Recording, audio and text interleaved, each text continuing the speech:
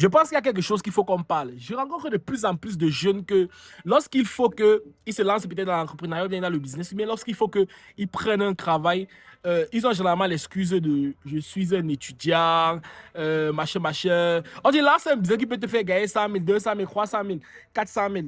La personne me dit que je suis un étudiant.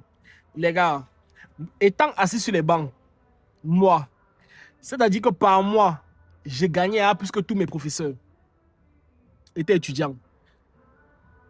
J'ai fait mes premiers 40 à 50 millions de chiffre d'affaires.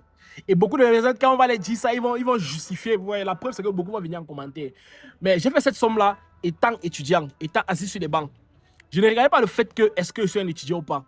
La plupart de mes compétiteurs, la plupart des concurrents, la plupart des gens avec qui tu te lèves, tu vois le travail qu'ils font, ça t'admire et ça te pousse encore à travailler. Ce sont peut-être des personnes que eux, ils ont fini l'école. Mais malgré ça, tu n'as pas une excuse de je suis étudiant. Tu dois cumuler, par exemple, ton travail, tu dois créer du contenu, par exemple, pour TikTok, Facebook, Instagram et les vidéos YouTube en même temps. Tu dois gérer un nombre de clients. En mise, il y a la formation que tu fais encore en parallèle, que tu dois suivre les gens par rapport à la formation. Tu dois faire des lives quotidiennement. Et en mise, il y a l'école que tu gères. Je pense que vous n'avez pas compris que l'école n'est pas une excuse. Quand tu es à l'université, tu as suffisamment de temps pour travailler. Si c'est que tu ne travailles pas encore, ce n'est pas l'école ton problème.